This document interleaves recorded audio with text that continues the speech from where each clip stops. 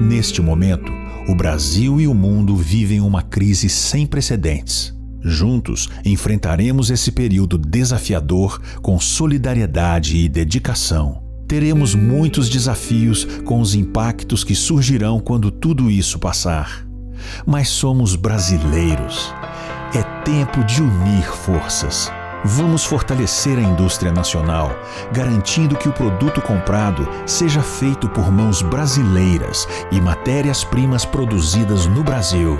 Nós, da J. Serrano, há 70 anos produzimos têxteis para os lares brasileiros, feitos com os mais altos padrões de qualidade e sustentabilidade, gerando mais de 1.000 empregos diretos, cuidando de nossa gente e de nosso país. Juntos somos fortes, juntos somos melhores. Têxtil J. Serrano. Sejam todos muito bem-vindos à plataforma de conteúdo estratégico Setor Moveleiro. É uma grande satisfação contar com a sua audiência, estar com vocês nesse dia para mais um evento em que a gente se propõe a trazer para você conteúdo relevante para que possa contribuir para a sua tomada de decisão. O nosso trabalho ele é apoiado pela Abimóvel. Nós contamos com o patrocínio da Bernec, da Feira Formóvel, da Movelpar 2021, da Saerlac e da Têxtil J. Serrano. Hoje, nós temos um tema muito quente para tratar, que é de 3, 4 meses atrás, quando tudo começou, essa pandemia, a gente viveu momentos assim de bastante apreensão, muita insegurança, a gente tinha dúvidas sobre tudo naquele momento. E de um tempo para cá, de umas semanas para cá, uns 2 meses para cá, no entanto, o mercado reaqueceu e a coisa voltou a andar, e a gente precisa falar sobre isso. E para falar sobre esse tema tão relevante, tão importante, ninguém melhor do que os nossos próprios players do mercado moveleiro, né? Nós estamos, então, aqui hoje representados por indústrias moveleiras e por uma empresa que é especializada na retenção de clientes e, portanto, ela também trabalha com informações estratégicas, né? Eu vou fazer uma prévia apresentação de cada um e, na sequência, cada um vai se apresentar no detalhe. Nós temos uma grande satisfação de contar hoje aqui, então, com a presença do Giancarlo, da Madetec. Nós temos também o Marcelo, da Tela Sul. Nós temos o Maurício, da Patrimar. E temos o Laércio, da AD. Então, vamos por ordem alfabética. Giancarlo, por favor, se apresente para o nosso público. Bom, primeiro, boa tarde a todos, né? Aos companheiros aí de debate e aos que estão nos assistindo.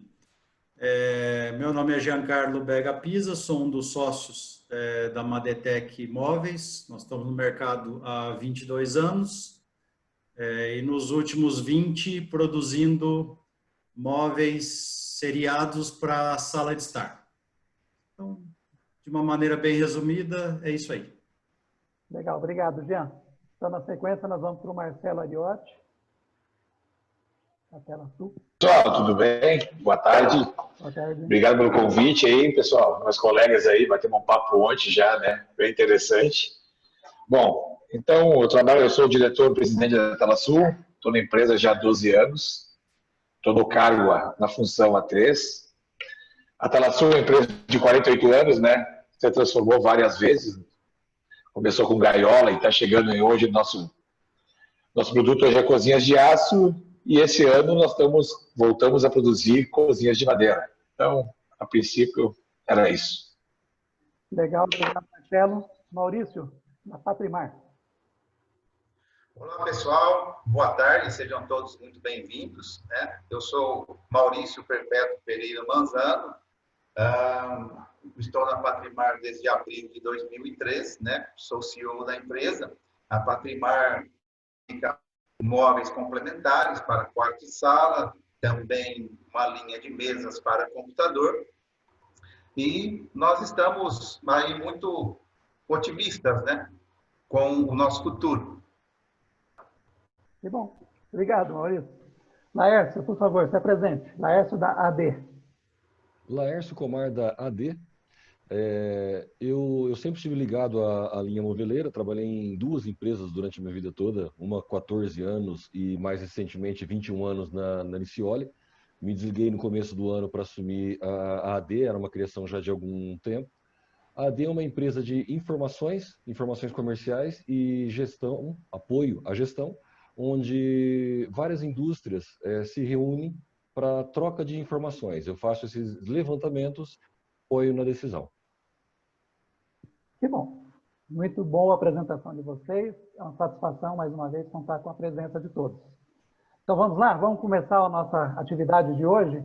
Laércio, eu vou passar para você, então, a palavra e a oportunidade para você projetar a tela e passar algumas informações para nós, muito importantes, que vão facilitar o nosso debate, a nossa conversa. É com você. Vamos lá. Bom, o tema das incertezas do início da pandemia, a euforia. Quando o Bessa convidou a participar e falar um pouquinho desse tema, eu me desliguei da Nicioli, como eu disse, em janeiro. Em fevereiro eu me dediquei à AD. Então, quando começou a pandemia, eu já estava fora de uma indústria e dentro de dezenas de outras, tendo contato com muitos empresários.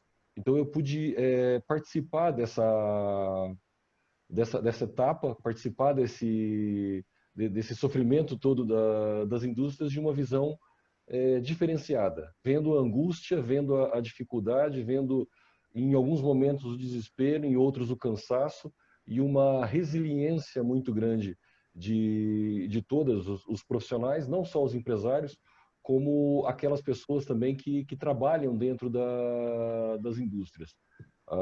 Foi uma fase, tem sido uma fase bastante complicada, mas a gente percebe que as empresas têm conseguido, de alguma forma, passar por isso, obviamente, e traçar esse caminho, a cada semana, a cada dia.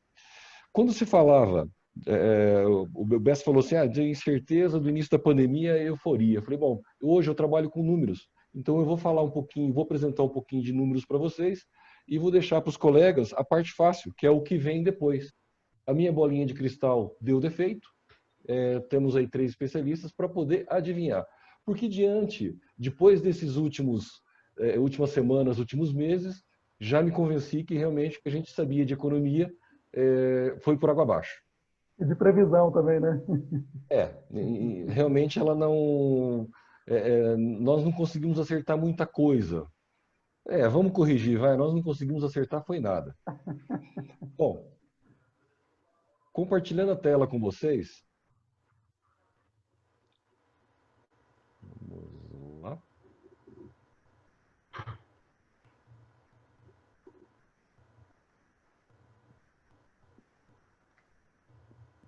Quando foi pensado em fazer uma retrospectiva, eu falei, bom, mas e onde a gente pegar esse dado para uma retrospectiva? A sugestão foi nós fazermos um pensamento nas 3 áreas das empresas. As 3 sofreram de formas diferentes, em momentos diferentes.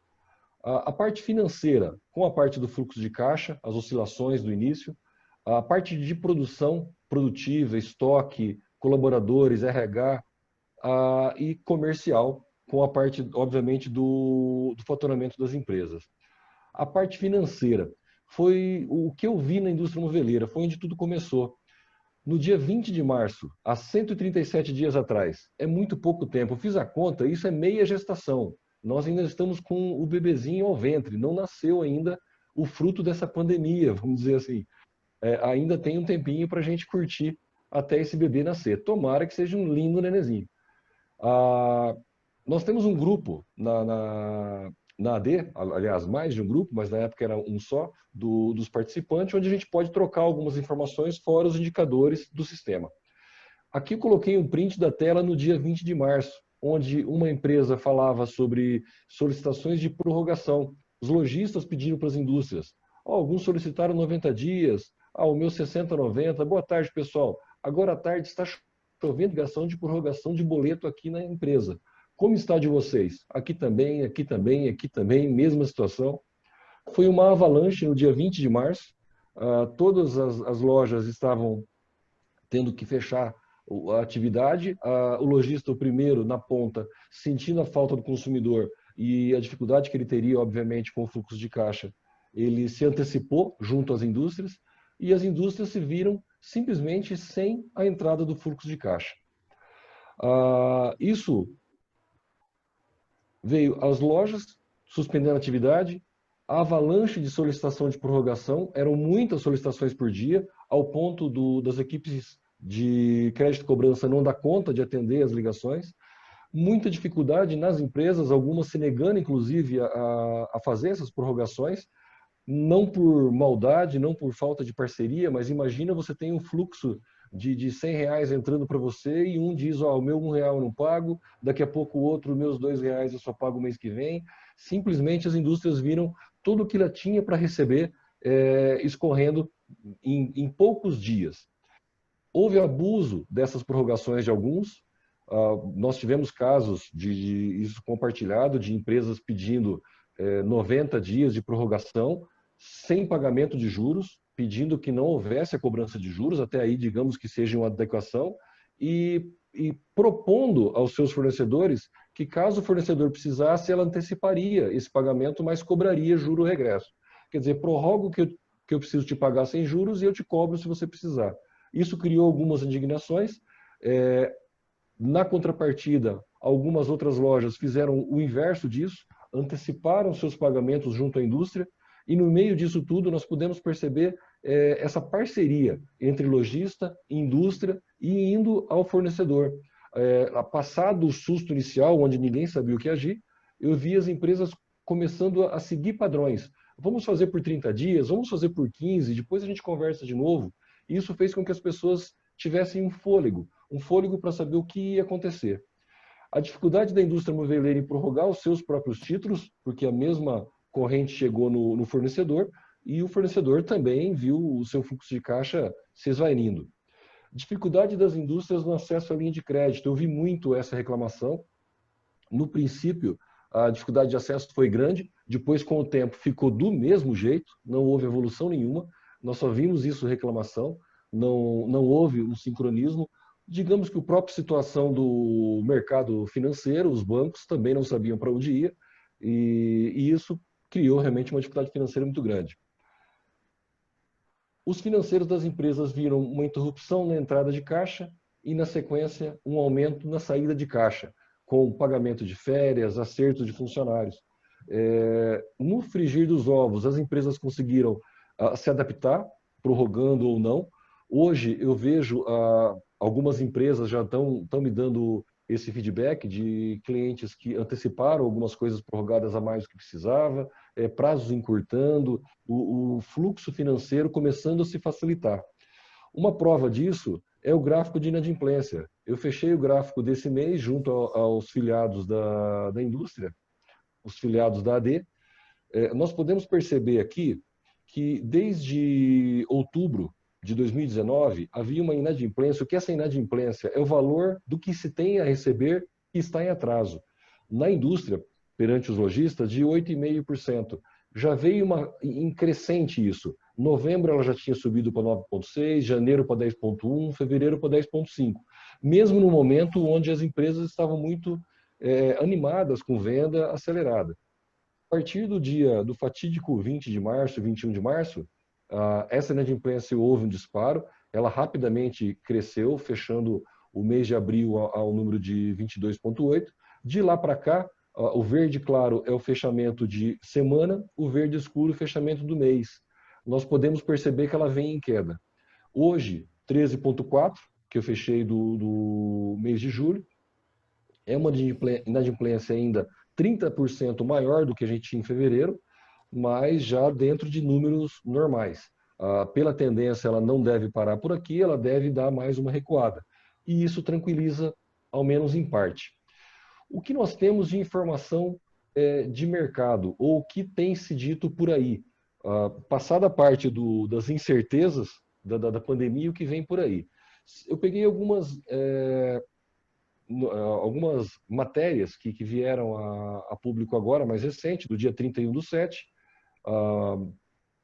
O valor de São Paulo, Moody's e Fitch apontam para aumento da inadimplência e impacto nos bancos. Segundo a Moody's, indicadores mostram um endividamento recorde dos consumidores, que são indício ruim para os grandes bancos de varejo. Estamos falando aqui em fluxo de caixa nas indústrias. Se o consumidor falta dinheiro para as indústrias, a tendência também é ela sentir isso. O número de brasileiros endividados aumenta e bate novo recorde no dia 28/7. E essa matéria da Abras sobre percentual de famílias com dívidas atingiu 67,4% em julho. É interessante, eu chamo atenção aqui para a informação. O negócio da AD é informação. A análise dessas informações junto. 67 é alto, é altíssimo. Significa que chegou a um recorde.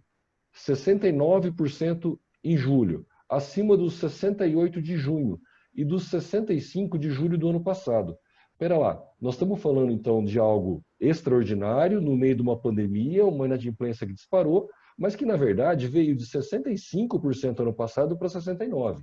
Não vou menosprezar a dificuldade que isso pode ser para o futuro, mas ainda não é nada a se perder de vista. Há alguns milhões aí que acabam sendo afetados, mas nem tanto. Eu ouvia hoje no rádio ainda, em Londrina, uma matéria regional dando conta disso, do percentual de famílias que acreditam que não vão poder pagar suas contas em dia. Então, para a área financeira, fica aí uma dúvida de como isso vai acontecer. Gestor, cuidado com as informações. Por que cuidado com as informações? Nós temos aqui duas informações divulgadas. Uma, pedidos de falência caem 2,8% no primeiro semestre. Se nós formos olhar, pegar até o marca-texto aqui para a gente, de onde veio isso? Segundo a Serasa. Pedidos de falência sobem 34% no primeiro semestre. De onde vem? Vem da Boa Vista. Ué, mas está subindo ou está caindo? Depende do ponto de vista, depende do jeito que olha. Como assim? Um está falando do semestre, o outro está falando em relação ao mês anterior. Então, as informações elas acabam muitas vezes sendo manipuladas de acordo com o que o jornalista quer demonstrar. Há algo muito ruim, há algo não tão ruim. Então, cuidado com as informações. Na parte financeira, nós temos um risco para os próximos meses, lógico. Nós tivemos um fluxo financeiro que faltou dinheiro, agora vamos dizer que sobrou dinheiro, está com o mercado aquecido em vários ramos de atividade, e a gente não sabe amanhã ou depois onde isso vai acontecer. Quanto à produção, quanto a colaboradores, na AD também temos o grupo onde lá, a 23 de março, há apenas 134 dias, gente, nós estamos falando aqui em 4 meses, 4 meses e meio, é muito pouco tempo o que os gestores trocavam de informação. Para os que estão parando a fábrica, qual o regime optando, banco de horas, férias coletiva, outros. Os industriais e gestores de pessoal não sabiam o que fazer com as suas equipes. Simplesmente as indústrias não tinham como despachar mais mercadoria, não poderiam carregar os caminhões, mesmo porque as lojas estavam fechadas para receber, não tem como continuar produzindo, você tem um limite de uma semana, 15 dias, fisicamente, para que uma indústria comporte, você pode esticar isso um pouco mais, mas não dá para você infinitamente estocar. Acabaram que tentando trocar informações, o que a gente consegue fazer ou não consegue fazer. Vários optaram por férias coletivas para se ganhar 15 dias, para se ganhar mais 15. Ontem, num bate-papo com o Jean mesmo, falava sobre isso. Puxa, se a gente não tivesse errado, segurado muito, eu falo, olha, eu até discordo. Eu me lembro muito do cenário de todos os empresários à época, e a época era freio de mão, freio de pé, frear o que tinha. Não tinha como produzir mais. As opções foram segurar os funcionários. A prova disso, nós fizemos um levantamento junto a algumas empresas afiliadas à AD e outros que vieram se juntar ao grupo para essa troca de informações e fazendo um comparativo muito básico. Tá? No dia 29 de abril, nós fizemos um comparativo da massa de colaboradores dessas empresas do dia 29 de fevereiro, ou seja, antes que a pandemia tivesse surtido algum efeito, no dia 29 de abril. Quanto já havia se dispensado, isso até dia 29 de abril, eram 12%, 29,5% era redução de jornada, suspensão 5,1%. Significa que 41,5% do quadro de colaboradores, isso no dia 29 de abril, gente, faz 3 meses, tá? e não estavam produzindo, simplesmente porque não havia perspectiva nenhuma de se vender. Há 71 dias, ou seja, no finalzinho de maio, esse quadro evoluiu para de 12 mil colaboradores. É um quadro amplo, tá? Nós temos 13% dispensado, as empresas dispensaram um pouquinho mais do que tinha, a redução de jornada acabou se diminuindo e suspensão. Mas, final das contas, ainda tínhamos quase 40% de toda a equipe de trabalho parada. E parada por quê? Não sabia onde colocar. Então, nós estamos falando que há 71 dias atrás, 40% da equipe estava parada porque não tinha onde guardar. Lércio, como é que isso está agora? As empresas estão suspendendo venda porque não tem como entregar até o final do ano. Algumas estão com uma venda não tão alta, de 90 dias, outras já fecharam o ano. Quer dizer, e como eu ouvi ontem, a melhor frase que define isso é: nós estamos com um apagão de mão de obra. Eu acho que essa combinou bem a palavra do Jean ontem, né, nessa situação. Isso nós estamos falando em 70 dias. Tem que tirar o chapéu para o empresário, porque em 70 dias ele não sabia o que fazer com o funcionário, hoje ele não sabe aonde arrumar funcionário, e ele tem que dar conta. As informações sobre quadro de colaboradores e emprego apontam o quê? Eu peguei uma matéria da Globo e eu procurei pegar informações o mais recente possíveis. Essa é uma das mais velhas, do dia 30 de junho, tem pouco mais de um mês. Desemprego sobe para 12,9 em maio. Tem tombo recorde no número de ocupados. Há de se tomar um certo cuidado, lógico, tem muita gente desempregada, eu acho que isso é o que mais incomoda, são seres humanos e sem o trabalho, sem o emprego, eles não podem sustentar suas famílias, e isso é terrível, sem dúvida. Mas olha como vem essa informação. É recorde? 12,9. De março, abril e maio de 2020, o trimestre que encerrou em maio. Vamos olhar ano passado? Isso estava em 12,3. Ora, gente, é um recorde, mas não vamos dizer que o Covid acabou o mundo ou que gerou-se uma... Não foi tanto assim. O apoio, tanto o apoio governamental, com as suas ações para poder segurar, suspender contrato, como as empresas, os empresários de sua forma, do seu lado, tentaram ao máximo reter sua mão de obra. É muito difícil conseguir mão de obra especializada, mão de obra boa. Eu vi o esforço dos empresários em segurarem o máximo possível do que pôde, e a gente percebe que isso deve ter afetado em outros ramos. Se nós formos olhar uma matéria um pouquinho mais recente, no dia 28/7, também agora desse final de semana, dados mostram emprego melhor que o esperado, mas economistas veem riscos com o fim de programa de auxílio. Um pouco daqui a gente vê uma realidade, estão dizendo do risco desse 12,9 chegar a 18%, não dá para saber por onde anda. Para quem há 71 dias não sabia o que fazer e hoje falta funcionário, ao menos nos móveis, digamos que pode até ser que suba esse desemprego, e isso sim causa recessão, porque você afeta diretamente a renda, e o governo não vai poder dar o programa de auxílio a vida toda. Então, realmente, nós podemos ter uma crise futura. Os nossos amigos vão poder debater sobre isso daqui a pouquinho. Agora, de qualquer forma, como a mídia acaba tratando tudo isso? Quer dizer, então, o recorde de 12,9 não foi tão maior do que nós já tínhamos, e o dado mostra emprego melhor, mas vê risco com o fim do programa. Ou seja, de qualquer forma, ainda está vendo o meio copo vazio. Comercial, faturamento. Como é que o comercial tem se virado durante essa pandemia? Aqui eu tenho dado de faturamento do grupo, também das indústrias da AD. De 2018 para 2019, o faturamento do grupo junto chegou a 4% de crescimento. Para se ter uma ideia do potencial dessa base de dados, dos filiados ao grupo, mas o grupo de indústrias fatura hoje próximo a 2 bilhões no ano. É uma base ampla, é bastante dinheiro. De janeiro do ano passado para janeiro desse ano, as empresas haviam crescido 21%. Todo mundo em êxtase, feliz da vida. Fevereiro, 17%. Agora esse ano vai. Ninguém segura nós. Em março, com Covid, aconteceu tudo isso, já vai para uma queda de 6,7%. Não se sabia mais o que ia acontecer. Final de abril, uma queda de 51%. Numa indústria de móveis, você cair para 51%, você diminuir a tua produção à metade, o custo fixo da indústria é muito alto. Isso aqui é um verdadeiro crime, a indústria não consegue suportar muito tempo. Graças a Deus, em maio, a queda em relação ao maio do ano passado foi de 6%, já começou a haver uma recuperação. Junho, as indústrias faturaram 57% acima do que foi em junho do ano passado. E julho, fechou agora, fechei esse final de semana, nem os meus filiados AD têm essa informação, mas houve um crescimento também de 60%. Com isso, esse ano, janeiro a julho, do ano passado, comparado a janeiro a julho de 2020, o grupo vem com um crescimento de 15,8% no faturamento da indústria.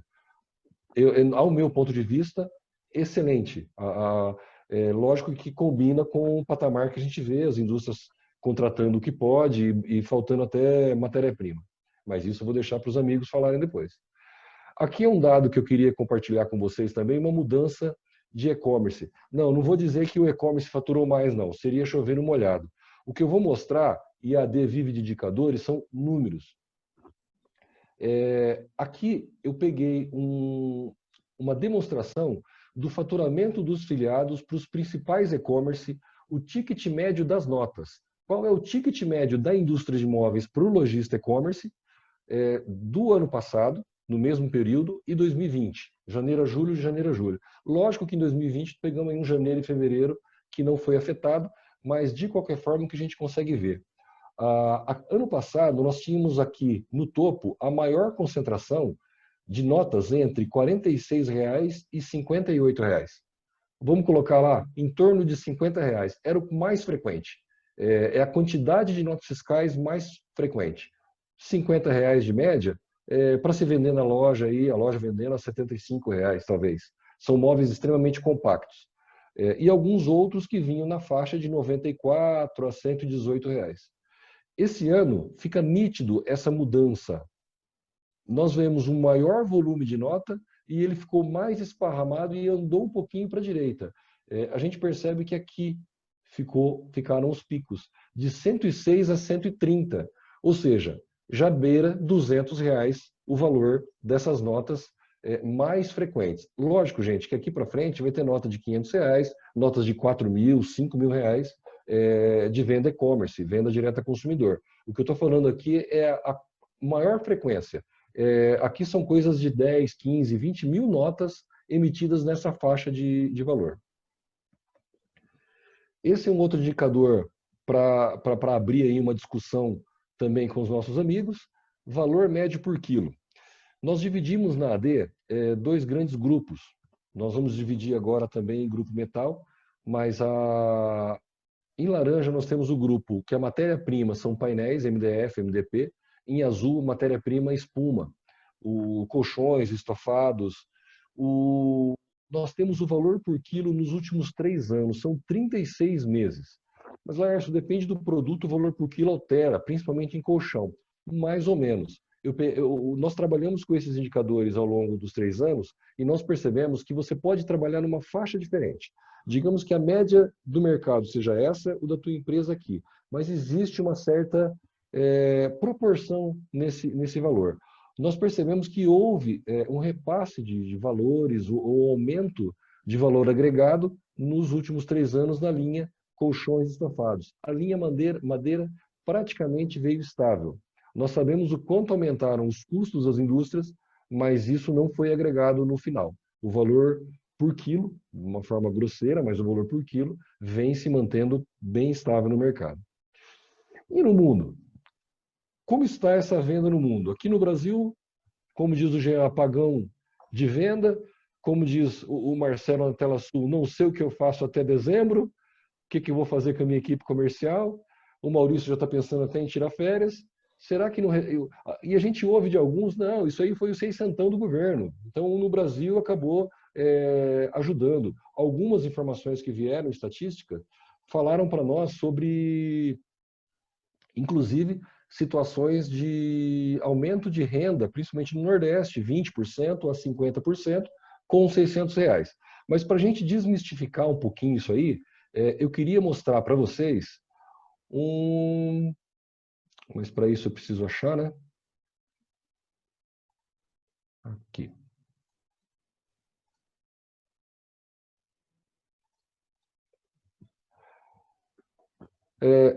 Três matérias. Três matérias que nós temos nos Estados Unidos, New York Times, são matérias recentes, tá? Apesar que, de qualquer forma, também é só clicar, eu posso até passar. Elas estão traduzidas aqui via Google, os originais são em inglês. Estados Unidos, o que estamos comprando para nossos lares durante a pandemia? Abrigar-se no local pode significar evitar lojas, mas as compras online de certos itens relacionados à casa aumentaram. Ou seja, nos Estados Unidos, esse fenômeno já aconteceu, assim como também no Brasil. Se você for olhar as matérias aqui embaixo, você vai ver que a gente remodelando. Eu achei interessante a matéria, ela trata aqui embaixo sobre algumas empresas, algumas pessoas postando a foto do sofá estragado. Agora eu vou trocar o meu. Isso nos Estados Unidos. E na Inglaterra? Na Inglaterra nós temos uma informação... Opa! Cadê ela aqui? Não é do Coronas que eu... Aqui. Encomenda de móveis atrasam durante a pandemia. Ele caiu a tradução automática, mas é o que a matéria está dizendo. Pessoa levando até 60 dias para o seu sofá chegar em casa. Por quê? Está faltando. Em Inglaterra. E tá, mas aí Estados Unidos, Inglaterra, estamos falando ainda de países onde o comércio, de repente, pode fazer a diferença. E se a gente fosse olhar aqui, então, no Business Daily África. Como está na África? Aqui o tradutor automático saiu também, mas qual é a pergunta? O porquê do frenesi da compra de imóveis na época de Covid? Quer dizer, na África, a mesma situação.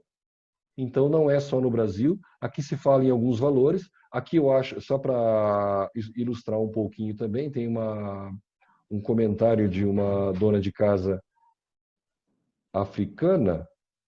Não ficou tão fácil de eu localizar. Mas ela coloca que ela vem mudando alguns móveis na casa dela. Ela já gastou $100 mil nessa reforma e pretende gastar mais um pouco para deixar a casa mais confortável. Eu não sei se é o caso nosso gastar os $100 mil, mas que está vendendo nos outros países e que está acelerado no mundo inteiro. Ou seja, nós podemos ter pela frente, e aí eu já vou deixando para os nossos amigos, nós podemos ter pela frente um quebra-mola, uma parada, podemos ter algum problema com essa aceleração? Podemos. Assim que as pessoas puderem sair de casa para viajar, para restaurantes, elas vão gastar menos com móveis. Óbvio, elas já anteciparam a compra, aumentaram a compra. Mas essa matéria dos três países mostra que as pessoas olharam para dentro de casa, e isso é cultura. A cultura ela é difícil de mudar, mas quando starta, vai embora. E é isso. Legal. Gente, vamos organizar então a nossa participação a partir de agora, dividindo da seguinte maneira. Eu gostaria que vocês comentassem com a gente, para a gente entrar no presente e no futuro, como foram aqueles dias ali, de março, abril, qual foi a sensação que vocês tinham, se tinha luz no fim do túnel, se era uma locomotiva vindo ao encontro, ou se cada dia era um dia. Vamos lá, Maurício, começa com você. Bem, a sensação era de total escuridão, que foi algo totalmente impactante, inesperado para todos, sem nenhuma informação, e de repente você teve que literalmente começar a caminhar em completa escuridão. E ainda, junto a essa total escuridão, você tomar algumas decisões rápidas, né? E quando você se vê no meio de uma situação dessa, a primeira coisa que vem à mente da gente é se proteger, né? Se proteger de alguma forma, né? A gente, olha, precisamos tomar algumas medidas protetivas, o que nós iremos fazer, né? Porque tudo foi muito inesperado, como rápido. A reação também a tudo, aí veio o comércio, no caso, os lojistas também, que se que se viram obrigados a interromper suas atividades. Consequentemente, o consumidor também, além dele não poder fazer suas compras, o consumidor também não pôde pagar suas contas, né? Então, tinha gente, poxa vida, eu estou com o dinheiro na mão, mas eu não consigo pagar minhas contas. E isso causou uma suspensão imediata nos pagamentos. E chegou de forma muito rápida para nós da indústria, isso também. E aí foi aquela reação em cadeia também, que foi tipo um efeito dominó, né? Então, o consumidor ele não teve como entrar na loja, não tinha como pagar. O lojista também teve que tomar suas medidas protetivas, que foi não nos pagar também. E isso acabou chegando também para os nossos fornecedores, né? E nesse tempo também, que foi tudo muito rápido, para nossa surpresa, passou muito rápido, né? Isso é uma coisa boa. E nesse intervalo, o que nos chamou a atenção também foi a fala do nosso ministro, Paulo Guedes, que nesse intervalo, o Paulo Guedes me disse uma coisa que me chamou muito a atenção. Olha, pessoal, o Brasil vai surpreender o mundo, né? Que foi quando o governo tomou medidas imediatas também, né? Que ajudou muito, né? Que veio aí as medidas provisórias, né? Para manutenção do emprego, benefícios sociais, manutenção da renda.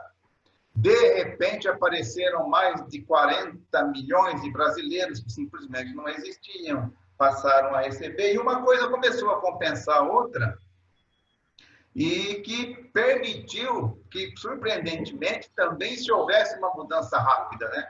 Dessa total escuridão, de repente, com uma luz muito forte, né? Clareando para nós. Legal. Marcelo, qual que é a tua percepção daquele período? Trevas? Não, para nós foi um pouco atípico, foi pior ainda que as trevas. Não vamos falar um pouco da inadimplência, não vou entrar nesse detalhe, porque todo mundo vai falar igual isso aí que nós estamos comentando, né? Bom, a Talasul começou um ano lançando um novo produto, né? Nós estávamos lançando a nossa nova linha, que era a tela, preparado para a Móvel Sul, ia ser 19 de março. Então, tu imagina todo o desenvolvimento, produto, ajeitando fábrica, seguindo com a linha de aço, e de uma hora para outra, a escuridão, sim, as trevas veio, de uma hora para outra parou tudo. Então, tu imagina, uma empresa que faz um investimento e está com uma linha nova para o momento desafiador, que já era o ano de 2020, mas vinha em crescimento, se debater com essa pandemia, com a pandemia que chegou, né? E aí foi várias reuniões com a equipe, tanto comercial quanto toda a equipe da gestão, para tentar tomar as decisões mais certas, né? Até antes, estava falando com o Giancarlo, no bate-papo também, né? De que umas empresas tomaram a decisão de demitir e agora já não tem mais mão de obra no meio nessa mufuca que está, nesse turbilhão de pedidos. A Talasul tomou algumas estratégias no ponto de não demitir, ocupamos a suspensão do governo, tivemos alguns auxílios, mas até o momento, metade de maio para final de maio, ninguém tinha expectativa que alguém ia ter crescimento, como os números que o Laércio mostrou, né? Os números do Laércio eu acompanhei, nós íamos falando desde março junto, e foi muito complicado. Não é a inadimplência que o cliente teve, nosso, que o consumidor já não pagou, ou as indústrias com inadimplência, com o fornecedor dela também, virou uma bola de neve tão grande. A minha equipe de distribuição maior foi, né, imagina, no lançamento do produto novo acontecer isso aí. E o que vai acontecer daqui para frente? Quem diria que ia ter uma retomada assim? Pelo menos no aço teve, né? A linha de madeira nós ia lançar em Arapongas, às vezes dá um pulo um pouco maior, mas agora também houve a mudança também, né, dessa. Então, gente, foi um momento de muita calma, muita conversa e tranquilidade para poder passar essa fase, né, no momento de incertezas. Depois a gente comenta um pouco a euforia e a sequência, como é que foi. O número do Laércio mostra ali no mês de abril, se não me engano, 51% de queda. Nós temos o grupo de WhatsApp Setor Moveleiro e a gente fez algumas pesquisas nesse intervalo de tempo, e uma dessas pesquisas ela era para medir o nível de desaceleração, né? e os números eram até maiores, porque ali a gente tem uma média maior, né? Gente que tem um outro perfil de atividade diferente da AD também. Chegava a 70% de queda de produção ali, que é um dos dados de pesquisa. E, naturalmente, isso tudo gera uma situação bastante de necessidade de adaptação, né, Jean? Adaptação, Jean, numa cidade polo como Arapongas, com a cidade dependendo bastante da indústria moveleira, como é que foi esse período? Bessa, eu estava buscando a palavra aqui, ouvindo eles falarem para definir esse período, mas eu acho que a palavra é incerteza mesmo, né? Eu acho que alguns momentos até de pânico. Eu fico olhando para trás as decisões que a gente tomou e a gente fez até um bate-papo rápido ontem para preparar essa reunião, né? E eu comentei que eu acho que aqui a gente teve uma onda entre o empresariado de Arapongas, talvez de um pessimismo um pouco exagerado, mas era o que a gente enxergava lá atrás, né? Eu lembro que nós fizemos algumas reuniões virtuais e a gente chegou num número meio consensual, assim, de que a gente deveria encerrar o ano de 2020 com números abaixo na casa dos 30% de redução das metas iniciais. E, obviamente, a gente está vendo que isso não vai acontecer. Muitas empresas vão até crescer, mesmo perdendo ali 2 meses de faturamento que foi perdido no período da pandemia. Então, assim, mas lá atrás o momento foi de cegueira completa, né?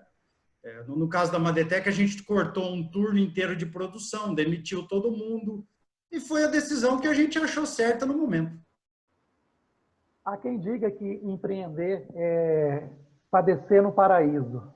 E se isso for uma verdade, no Brasil é uma verdade mais absoluta ainda do que muitos outros lugares do mundo.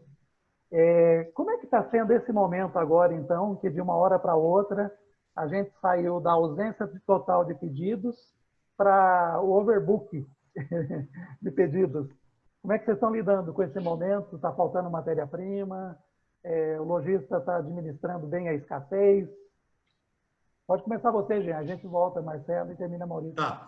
Olha, eu tenho conversado com alguns e, obviamente, essa preocupação com relação ao fornecimento é constante. Eu acho que hoje nós estamos testando os limites dos nossos fornecedores, né? Eu não vejo motivo para a gente achar que nós vamos ter menos insumos em setembro, em outubro, do que a gente tem hoje. Não tem muito sentido. A partir do momento que o fornecedor tiver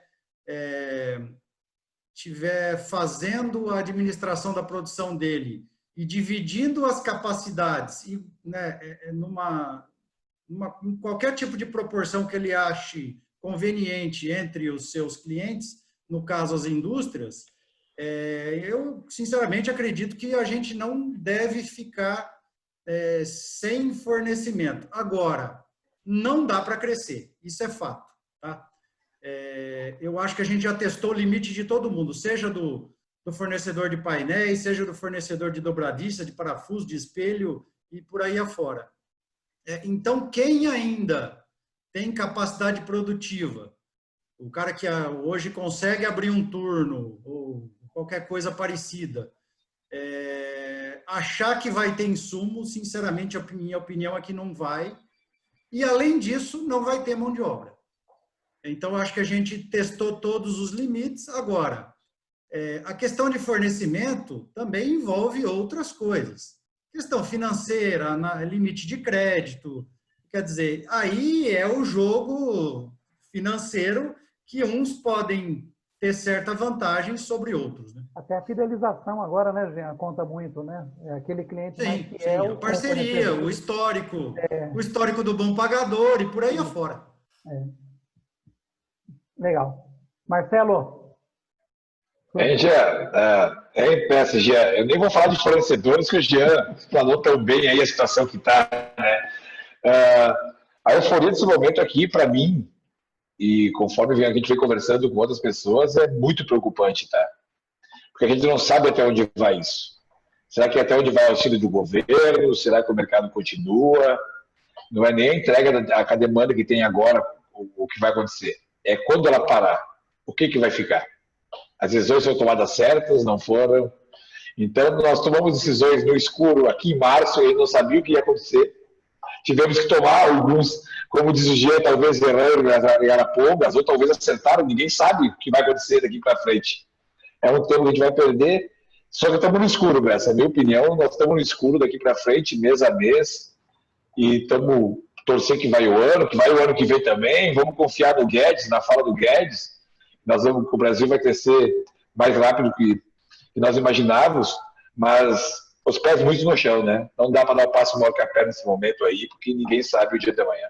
Minha opinião, nesse momento de euforia, é ter cautela, sim, conseguindo entregar o máximo possível da demanda que tem, mas sempre com o pé atrás, porque o dia de amanhã está muito escuro ainda, tá? Não está muito claro para mim. Legal, obrigado, Marcelo. E aí, Maurício? Do Noroeste Paulista. Eu acho que os amigos colocaram bem aí os pontos. A palavra que mais se aplica realmente nesse momento é cautela, porque matéria-prima, disponibilidade, é isso que nós já temos, né? A gente já sabe, né? Os fornecedores sinalizaram já o que será, né? Em quantidades. Não adianta a gente contar, além de uma média que a gente tinha de consumo, como muitos fornecedores já estão fazendo, né? Olha, a sua média ponderada no período X a Y é tanto, até aqui eu vou te fornecer, acima disso eu não consigo mais te fornecer.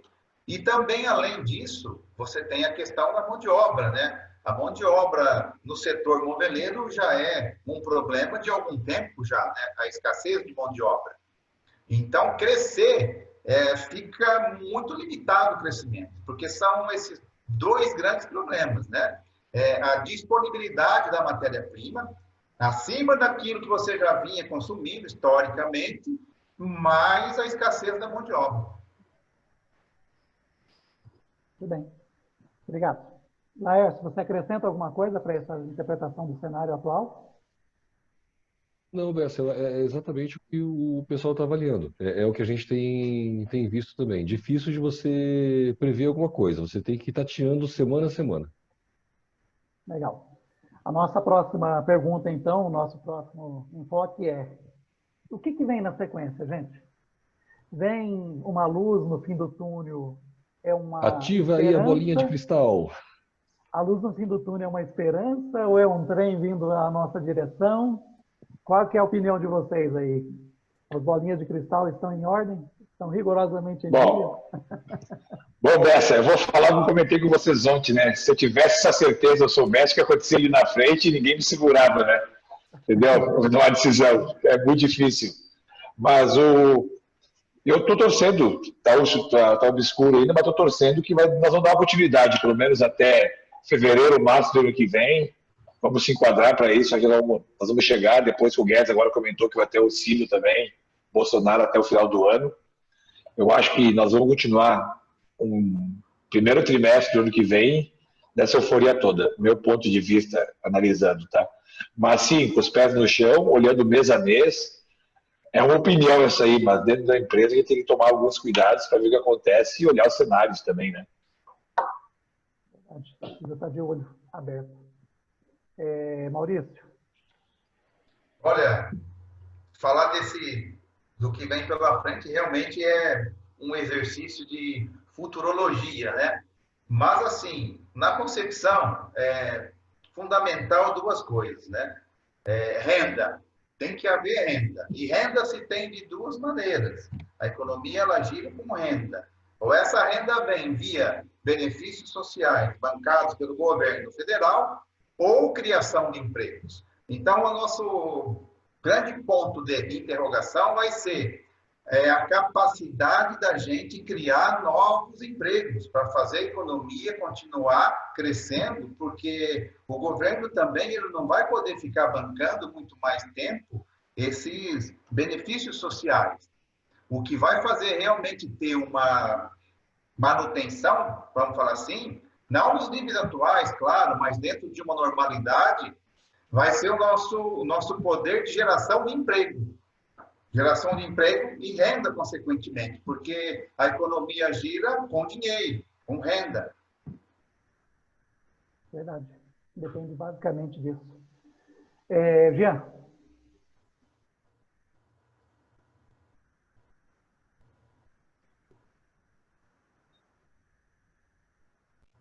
Tá sem fone, Jean. Sem áudio. Seu áudio está desligado. Oi, desculpa, esqueci de ligar. Vamos lá. Eu acho que dá para pontuar algumas coisas. Sem dúvida, a gente vai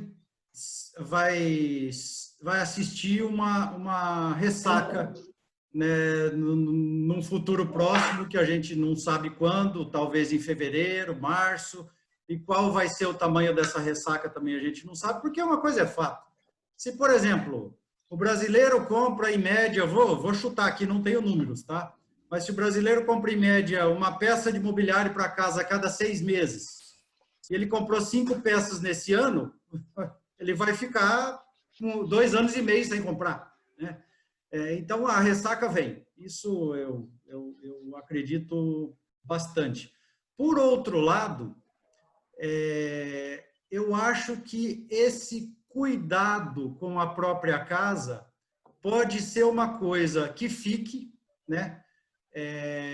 E que traga bons frutos para vários segmentos, inclusive o nosso, né? Que tudo aquilo que está relacionado ao bem-estar da própria moradia, o bem-estar da casa, né? Então, assim, eu acho que eu percebo que as famílias mudaram os seus hábitos, né? Muita gente ficando mais tempo em casa. Quem tem filho adolescente que só queria estar na rua nos finais de semana, e hoje parece que essa garotada aprendeu a curtir os pais de novo. Então, eu acho que algumas coisas boas vão ficar para o futuro, e, obviamente, isso vai fazer com que todo mundo queira ter uma casa melhor, vamos dizer assim, né? E um terceiro ponto aí que eu colocaria, que não estão relacionados, mas que eu acho importantíssimo, falando no caso da indústria moveleira, é que eu acho que a gente deve aproveitar esse momento de protagonismo, vamos dizer assim, que nós estamos tendo, porque a gente sempre teve tomando pancada dos dois lados, do fornecedor e do lojista, né?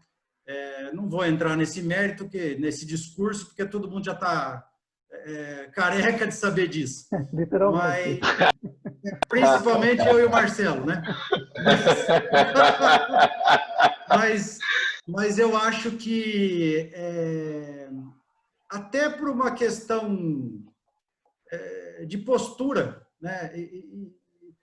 Eu acho que a gente percebeu que a gente pode ser protagonista. Sabe, cuidar do próprio negócio, das margens do próprio negócio, dizer para o cliente, a sua condição de negociação não me interessa mais. E eu espero, sinceramente, que isso fique para o nosso segmento, na cabeça dos nossos gestores, da nossa equipe comercial, dos empresários. E é isso. Muito bem. Nós temos uma participação aí do Lucas. O Lucas pergunta o seguinte: gostaria de saber dos gestores, a título de informação, se podemos ver de uma forma nítida, uma grande mudança no comportamento de compra dos consumidores a ponto de contagiar alguns players do mercado para uma mudança também na forma de administrar e gerir sua loja e seu negócio, até mesmo porque a capacidade de compra está ociosa. Quem quer responder, comentar a observação do Lucas? Um de cada vez. Deixa eu ler de novo aqui.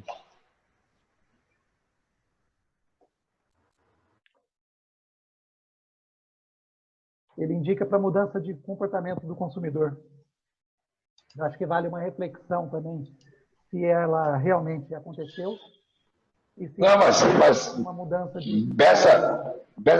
Bessa praticamente foi o que o Giancarlo falou, né? Houve sim uma mudança do consumidor. Como ele ficou mais em casa, dentro de casa com as famílias, automaticamente ele começou a consumir um pouco mais de imóveis, né? E mudou até os preços que andava gastando, comprando. E a outra preocupação, se eu não me engano, foi o Maurício que comentou, ou o Laércio, que aqui um pouco, onde vamos torcer que a pandemia passe logo, começa a mudar um pouco, começa a partir para o turismo, para alimentação, que hoje o pessoal está mais em casa, está mais difícil. Nós estamos colhendo esses bons resultados no segundo semestre, né? Do meu ponto de vista. Exatamente. Vamos aqui a uma outra contribuição do Ricardo. Vocês acreditam que a exportação deve crescer e suprir a queda natural após a bolha? Ele já está afirmando que nós temos uma bolha, né? Devido ao fator Estados Unidos e China. Essa questão Estados Unidos e China ela é bastante relevante para nós, porque se vocês olharem os números, eu não tenho eles aqui agora, mas a gente sabe dele de modo geral. E as exportações do Brasil para os Estados Unidos cresceram muito nos últimos meses. E, naturalmente, um dos fatores é essa briga Estados Unidos-China, China e Estados Unidos, que abriu espaço para o nosso móvel, né? Enfim, vocês acreditam, então, que é uma bolha, que nós estamos crescendo, temos potencial de crescimento no mercado internacional? Temos, sem dúvida que temos, cara. Temos também essa grande oportunidade, sim, no mercado internacional, no meu ponto de vista, né? Que hoje nós temos uma grande oportunidade, sim, em função principalmente aí dos Estados Unidos, como você colocou bem, mas não só nos Estados Unidos, temos também oportunidade em outros mercados. E que pode, sim, pode vir a ser uma alternativa, né? Caso realmente se confirme nessa bolha, né? No meu ponto de vista, sim, pode ser uma alternativa.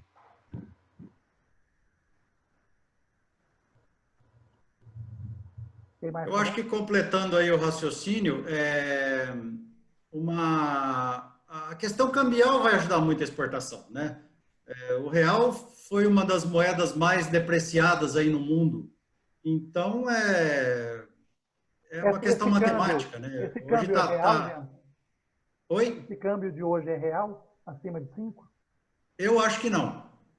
Mas é uma opinião pessoal, não embasada em nenhuma análise científica e econômica, tá? Eu acho que não. Ô, Laércio, você que é o homem dos números, esse câmbio atual aí ele é real? O Jean fala que não é embasado em nenhuma informação econômica. E o que hoje está embasado em alguma informação econômica? Nada. Nós temos as duas grandes potências mundiais brigando, estão de birra uma com a outra e só Deus sabe para onde isso vai.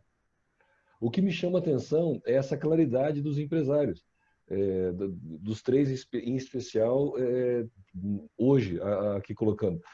Vão tateando. Olha, pode ser que a venda pare amanhã, pode ser que o pessoal antecipou a compra, mas a cultura mudou. De qualquer forma, está se olhando semana a semana. Diretamente no câmbio, eu acho que ele não deve ter grandes alterações. O mercado ele já fez o estrago de susto dele suficiente, subindo e descendo, a não ser que haja algum fato muito relevante. Eu acho que o Jean comentou uma coisa aí que eu acho interessante, importante, essa necessidade de revisão de modelo de relacionamento do fabricante com o fornecedor e com o varejo, né? E eu vou fazer uma pergunta para vocês, objetiva. A pergunta é a seguinte: vocês entendem que a indústria moveleira, depois dessa montanha-russa que foi março até agora, ela sai mais madura no sentido de encarar a gestão de uma maneira mais profissional e mais estratégica daqui para frente, ou ela vai continuar, em sua boa parte, em sua grande maioria, correndo para produzir, colocar produto no mercado, sem olhar modelo de gestão, sem olhar para a sucessão familiar, sem olhar para a profissionalização que a empresa precisa? Qual que é a opinião de vocês? Olha, Bessa, eu espero que sim. eu acho que a gente precisa, a indústria moveleira precisa se desacostumar a ganhar pouco, a fechar balanços com margens tão baixas.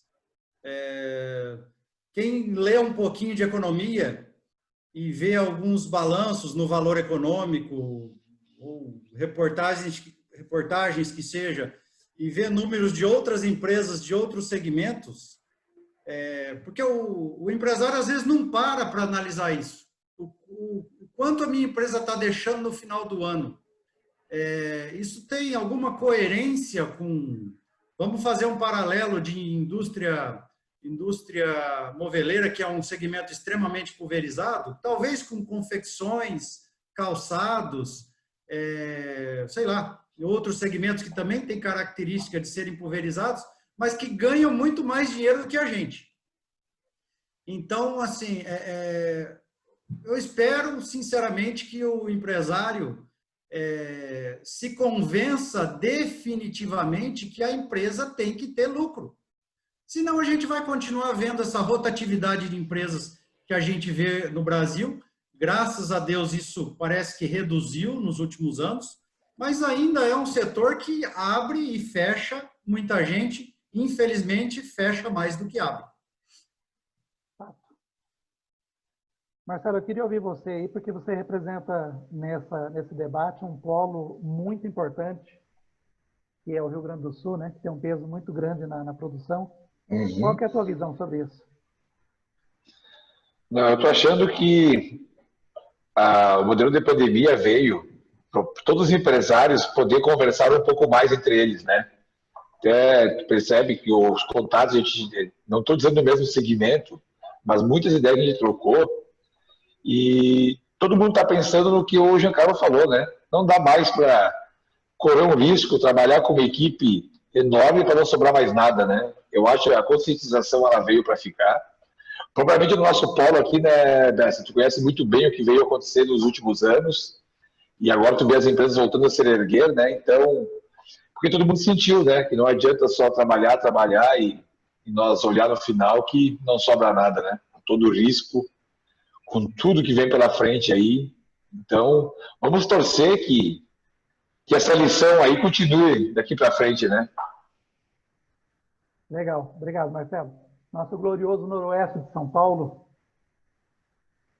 Olha, eu vejo que nós temos agora uma grande oportunidade de repensar tudo, né? A indústria moveleira ela tem essa grande oportunidade e principalmente de rever, né? Quebrar alguns velhos paradigmas que se criaram e que permanecem até hoje, né? Como os amigos estão colocando tão bem aí, a gente viu aí nos últimos anos, ou até, vamos falar décadas e anos, o pessoal privilegiando muito volume, né? Volume, compensando reajustes de preço, alterações importantes de insumos, o custo fixo subindo e você amenizando, aumentando a tua produção. Então, você aumenta a produção, compensa.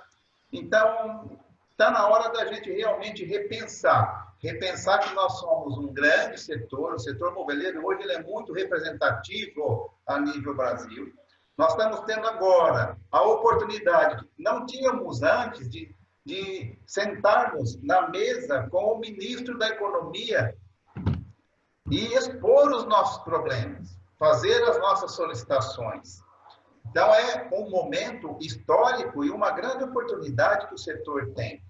E, principalmente, né, nós temos que unir mais o setor, muito importante isso, né, essa troca de ideias, essa maior aproximação entre os polos. Isso eu vejo isso como uma coisa que tem que se perpetuar entre o setor moveleiro. Tudo bem. Laércio, se você, diante disso tudo que a gente viu aqui hoje, que você apresentou, que você ouviu dos nossos brilhantes colegas industriais, se você tivesse que dar uma sugestão para a indústria moveleira, daqui para frente, baseado na sua história e na sua capacidade de análise que você tem, que sugestão que você daria? Bessa, eu vou dizer uma fala que eu falei para alguns colegas durante o início da pandemia, quando vinha num estresse muito grande, as pessoas vinham numa dúvida se o mundo fosse acabar. Essa era a sensação de algo que eu guardo comigo. Tudo passa. A parte ruim passa, aquela dificuldade passou, o pânico financeiro, que foi o primeiro, passou, o pânico do que eu faço com a indústria, que eu não tenho como funcionário, passou, a dificuldade de matéria-prima e contratar gente, passa, a venda alta, passa. Você tocou num ponto que eu fiquei até... Eu parei para pensar, você falou assim, como é que será que vai ter uma mudança real? Eu tenho meu medo. Quando entrou a crise, é onde a gente aprende, é na dificuldade. As empresas se reorganizaram, olharam para dentro de casa, cortaram a carne naquilo que era necessário. A partir do momento que aumentou a venda, ela parte para uma cegueira, infelizmente. Os últimos 21 anos eu fiquei dentro de Nicioli, uma empresa extremamente organizada, e hoje me assusta muito as empresas saindo, pagando sobretaxa na mão de obra, tentando buscar funcionário de qualquer jeito, de repente tentando tirar proveito da onda, assim, mas cuidado com o que está fazendo, tirando aquele funcionário que faz análise de crédito e aumentando a sua perca financeira no futuro, esquecendo, parando, suspendendo a venda porque foi muito alta, mas não sabe o cliente que perdeu. Eu hoje estava fazendo os fechamentos de julho dos filiados da AD. Nós continuamos, mesmo empresas que se preocupam com números, continuamos com uma perca de 5% dos clientes ao mês. O cliente que você perdeu em julho, 5% dos clientes que você perdeu em julho, que você não vendeu há mais de um ano, não são os que você vai perder em agosto, não são os que você vai perder em setembro. As empresas até o final do ano já estão vendidas e você tem uma quantidade de cliente até lá de 30% que vão ser perdidos. Então a empresa volta numa cegueira e ela só vai lembrar desse cliente quando tudo passa. E isso eu acho uma judiação. Bom, gente, nós estamos chegando na parte final aqui do nosso debate, da nossa conversa de hoje. Eu queria deixar aberto para vocês darem a sua palavra, então, de despedida. Podemos ir pela ordem aqui da tela. O Marcelo está no canto superior esquerdo para mim. Não sei se para todos está igual, mas podemos começar com ele. Não, Bessa, da minha parte, queria agradecer o convite, tá? Agradecer aos colegas, né? O Laércio já conhecia, o Giancarlo e o Maurício, um prazer aí. Bessa, e vamos lá, né? Manter a nossa classe cada vez mais unida, como o Maurício falou, chegou o momento da união maior e torcer que conseguimos voltar aos patamares de antigamente do moveleiro, né? Não sofrer esses últimos 8 anos de sofrimento que a gente teve aí, passar por essa fase pela pandemia também e sairmos cada vez mais fortes. Então, eu torço muito por isso e muito obrigado por vocês todos aí o convite. Tenho o meu contato, se precisar de mim, estou à disposição. Você sabe, né, Marcelo, que um dos alvos da plataforma de conteúdo estratégico do setor moveleiro é exatamente esse, é integrar a cadeia moveleira. E eu fico muito feliz quando a gente proporciona esse tipo de encontro, e isso já aconteceu outras vezes aqui, da primeira vez, e você percebe que há espaço para essa integração, né? As pessoas estão pedindo, estão buscando essas oportunidades e a gente está trabalhando para facilitar essa necessidade identificada. Jean. Jean sem áudio de novo. Seu microfone. Aqui. Vamos lá. Bom, primeiro, queria te agradecer, Bessa, pela oportunidade. Realmente eu acho que o bate-papo foi produtivo para mim, pessoalmente, que foi uma experiência bem interessante. Agradecer aos amigos, debatedores, né? Assim como o Marcelo, eu já conheci o Laércio, mas o Marcelo e o Maurício não. A Madetec está de portas abertas para vocês aqui quando estiverem passando por Arapongas. E a mensagem que eu deixo, eu espero que alguns gestores aqui, ou vários, estejam nos assistindo, né? Que eu acho que nesse momento onde a equipe comercial das empresas deixou de ser tão relevante, né? Vamos, falando francamente, hoje não tem por que a gente ter nem supervisor na rua gastando dinheiro, né? O que eu acho que a gente deveria voltar os olhos para os nossos departamentos de custo, para os nossos departamentos de análise de crédito, e valorizar mesmo esse pessoal, fazer o que tem que ser feito, tem que passar aumento de preço, vamos passar, tem que deixar de atender um pedido duvidoso, vamos deixar de atender, porque só assim nós vamos fortalecer nossas empresas. A minha mensagem é essa. E por último, e não menos importante, deixei não por acaso, mas de propósito, o Maurício e o Laércio, porque são as duas pessoas que eu conheço há mais tempo nesse debate, né? Eu não vou dizer o tempo, porque senão isso vai denunciar a nossa idade e vai facilitar o pessoal. Não levou vantagem nenhuma nisso. Mas são as duas pessoas antigas aqui presentes do meu relacionamento, né? Vai, Maurício, você. Melhor não, né, Bessa? Mas, obrigado, Bessa, pelo convite, né? Satisfação enorme em conhecer os amigos aí, né? Que eu não tinha, até então, não os conhecia. Para mim foi muito gratificante, tá? Esse nosso bate-papo, tá? Para mim é ótimo a troca de informações. Eu acho que cada um colocou aí de forma bastante coerente, né? O que a gente pensa e aquilo que a gente pôde também compartilhar com os amigos, né?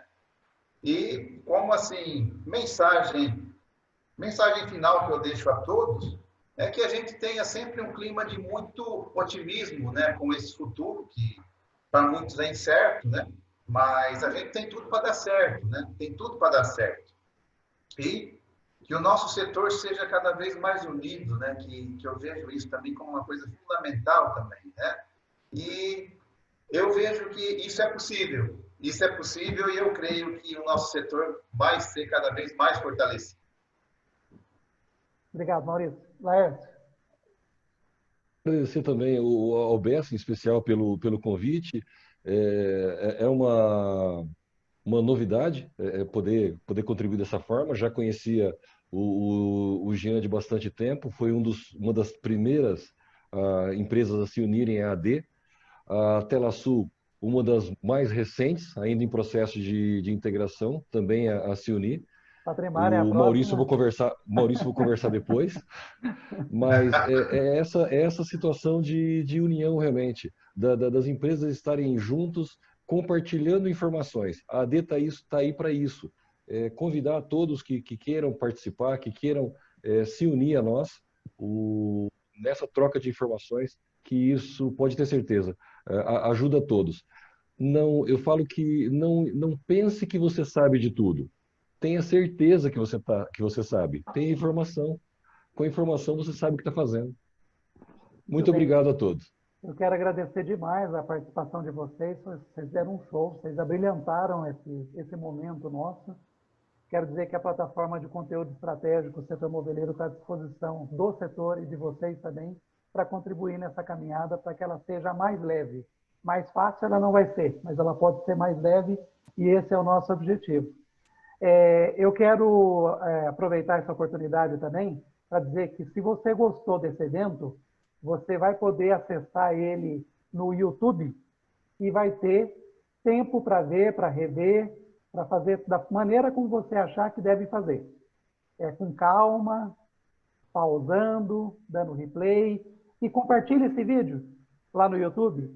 Compartilhe o nosso projeto, compartilhe a nossa proposta, porque a gente está trabalhando forte para fazer o seu dia mais leve. Bom, na próxima semana nós vamos ter um evento aqui bastante instigante, porque nós vamos ter o tema liderança eficaz como estratégia de reposicionamento através do profissional Alan Santana. Ele que é palestrante, consultor nas áreas de liderança, vendas, gestão do tempo. Ele já apresentou mais de 2.000 palestras e cursos em 95 cidades e mais de 100.000 pessoas participam dos seus treinamentos. Alan Santana é também autor de 4 livros. A liderança eficaz como estratégia de reposicionamento é um evento do setor moveleiro que conta com o apoio ao Bimov, e essa edição em especial com o apoio do Cimov, patrocínios da Movelpar, da Têxtil J. Serrano, da Feira Formobile, da Saerlac e da Bernec. Então, eu quero, então, finalizar o nosso evento, deixando, então, o nosso encontro marcado para a nossa próxima semana, nesse mesmo local, nesse mesmo horário. Tá bom? Obrigado, até lá. Até. Um abraço. Abraço. Até mais. Até mais. Tchau, tchau.